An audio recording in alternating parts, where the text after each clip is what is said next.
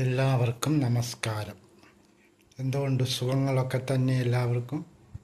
പിന്നെ ഞാൻ പറയാൻ പോകുന്നത്, പണ്ടൊക്കെ നമ്മുടെ ഭവനങ്ങളിൽ പ്രാർത്ഥനകൾ ഉണ്ടായിരുന്നു. വിളക്ക് വെച്ച് കഴിയുമ്പോൾ എല്ലാവരും കൂടിയിരുന്ന് പ്രാർത്ഥിക്കുകയും ചെയ്യും. മറ്റുള്ള വിശ്വാസികൾക്കും ഇതുപോലെ കുരിശുവരയും ഒക്കെയുണ്ട്. ഇപ്പം നമ്മുടെ ഭവനങ്ങളിൽ സന്ധ്യയാകുമ്പോൾ വിളക്ക് വെക്കുമ്പോൾ സീരിയലിൻ്റെ കളിയാണ്. ഒരു സീരിയൽ തുടങ്ങിയാൽ രാത്രി 10 മണി വരെ സീരിയലാണ്. അതിൻ്റെ ഇടയ്ക്ക് പ്രാർത്ഥിക്കാൻ എവിടെ നേരം? എല്ലാവരും ഒരുമയോടെ ഇരുന്ന് പ്രാർത്ഥിക്കുന്ന പണ്ടൊക്കെ എൻ്റെ ചെറുപ്പത്തിൽ എല്ലാവരും ഒരുമിച്ചിരുന്ന് ഉച്ചത്തിലാണ് പ്രാർത്ഥന ചൊല്ലുന്നത്. നമ്മൾ പ്രാർത്ഥന ചൊല്ലുമ്പോൾ പറമ്പിൻ്റെ 4 മൂലയും കേൾക്കണമെന്നാണ് പറയുന്നത്.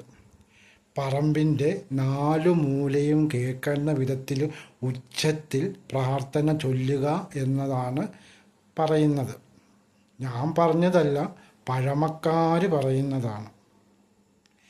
പ്രാർത്ഥന ചൊല്ലുമ്പോൾ നമ്മുടെ നല്ലൊരു എനർജി നമുക്ക് വന്നു ചേരുകയും ദുഷ്ടശക്തികൾ പുറത്തോട്ട് തള്ളപ്പെടുകയും ചെയ്യുന്നു എന്നാണ് പ്രാർത്ഥനയിലൂടെ നമ്മൾ ചെയ്യുന്നത്. നമുക്ക് നന്മ വരികയും നമ്മുടെ ദുഷ്ടശക്തികളെ പുറന്തള്ളുകയും ചെയ്യുന്നു. പറമ്പിൻ്റെ 4 മൂലകളിൽ നിന്നും പുറന്തള്ളപ്പെടുക എന്നതാണ് അതിൻ്റെ ഉദ്ദേശം. പണ്ടുള്ള ആൾക്കാർ പ്രാർത്ഥന ചൊല്ലുമ്പോൾ ഇതെല്ലാം മനസ്സിൽ തിരിവിച്ചത്. നമ്മളൊരു പ്രാർത്ഥന ചൊല്ലുമ്പോൾ ഉച്ചത്തിൽ ചൊല്ലണം. ഉച്ചത്തിൽ ചൊല്ലിയാലേ ഉള്ളൂ പറമ്പിൻ്റെ 4 മൂലയും കേൾക്കത്തുള്ളൂ എന്നാണ് പറയുന്നത്. ഇപ്പോൾ എവിടെ ആർക്കും നേരമില്ല. ഒരു സീരിയൽ തുടങ്ങിയ ഒരു സീരിയൽ. വിളക്ക് കത്തിക്കുന്നത് തന്നെ അപൂർവമായിട്ടാണ്. നിലവിളക്ക് കൊളുത്തുന്നതും എല്ലാം അപൂർവമായിട്ടാണ് ഓരോ വീടുകളിലും. ഇത് സന്ധ്യാസമയങ്ങളിൽ സീരിയൽ കാണണമെന്ന് ഞാൻ പറയത്തില്ല, കാണുന്നവർക്കുണ്ടായിരിക്കും. ആ സമയങ്ങളിൽ ഒരു അരമണിക്കൂർ നമ്മൾ ദൈവത്തോട് പ്രാർത്ഥിക്കുകയാണെങ്കിൽ നമ്മൾ നന്നായിരിക്കുമെന്നാണ് എൻ്റെ വിശ്വാസം.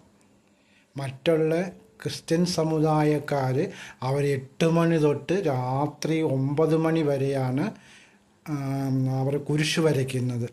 അതും ഉച്ചത്തിൽ 4 മൂലയും കേൾക്കുക. അതാണ് എല്ലായിടത്തും 4 മൂലയും കേൾക്കുന്ന രീതിയിലാണ് എല്ലാവരും പ്രാർത്ഥന ചൊല്ലേണ്ടത്. അതുപോലെ തന്നെ കഴിഞ്ഞ ദിവസം ഒരു വീട്ടിൽ എന്നോടൊരാൾ പറഞ്ഞതാണ്, പ്രാർത്ഥന സീരിയൽ കണ്ടുകൊണ്ടിരിക്കുക. ആ മനുഷ്യൻ പ്രാർത്ഥന ചൊല്ലിക്കൊണ്ടിരിക്കുക. ഒരു അച്ഛനാണെന്നാണ് പറഞ്ഞത്. പ്രാർത്ഥന ചൊല്ലിക്കൊണ്ടിരിക്കുന്നിടത്ത് ഇച്ചിരി വെള്ളം ചോദിച്ചപ്പോഴത്തേന് അവർ പറഞ്ഞു, ഞാൻ ഈ സീരിയലൊന്ന് കണ്ട് തീർക്കട്ടെ, എന്നിട്ട് വെള്ളം തരാം, അല്ലെ മേശപ്പുറത്ത് നിന്ന് എടുത്ത് കുടിച്ചോളാൻ പറഞ്ഞെന്ന്. ഇച്ചിരി കഴിഞ്ഞപ്പോൾ ആ പുള്ളി കസേരയിൽ ഇങ്ങനെ ഒന്നും മിണ്ടാതെ ഇരിക്കുകയാണ്. പുള്ളി ചത്തുപോയി. എന്നോടൊരാൾ പറഞ്ഞാകട്ടോ, ഞാൻ ഉണ്ടാക്കി പറഞ്ഞാൽ എന്നോടൊരാൾ പറഞ്ഞ കാര്യം. അതുകൊണ്ട് നമുക്ക് ദൈവവിശ്വാസം വേണം. ടി വി കാണുന്നത് ഒരു 7 മണി കഴിഞ്ഞോ സന്ധ്യാസമയങ്ങളിൽ ആരും ടി വി കാണുകയും ചെയ്യരുത് എന്നാണ് എല്ലാവരും പറയുന്നത്. പിന്നെ പ്രാർത്ഥനയിലൂടെ നമുക്ക് ആത്മശാന്തി ലഭിക്കുമെന്ന് എല്ലാവർക്കും അറിയാം. നിരന്തരം നമ്മൾ പ്രാർത്ഥിക്കുകയാണെങ്കിൽ എല്ലാം ദൈവഹിതം പോലെ വരും. പ്രാർത്ഥനയില്ലാത്ത ഗ്രഹം മൂശാട്ട കയറി മൂടുമെന്നാണ് പറയുന്നത്. പിന്നെ രോഗങ്ങളായി എല്ലാമായി.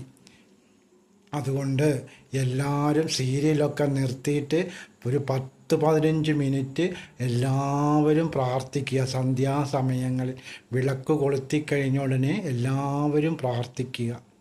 പ്രാർത്ഥനയാണ് നമുക്ക് ഏറ്റവും വലിയ ഔഷധം.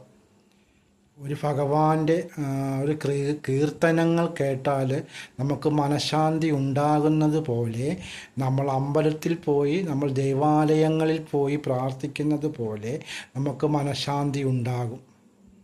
ആ മനഃശാന്തി നമ്മൾ നേരിട്ടല്ലാതെയും നമുക്ക് ദൈവം വേറൊരാളുടെ രൂപത്തിൽ വരികയും അത് നമുക്ക് വേണ്ടതെല്ലാം ചെയ്തു തരികയും ചെയ്യും. അങ്ങനെ ഒരുപാട് അനുഭവങ്ങൾ നമ്മുടെ ജീവിതത്തിൽ വന്നുകൊണ്ടേയിരിക്കും. അതുകൊണ്ട് എല്ലാവരും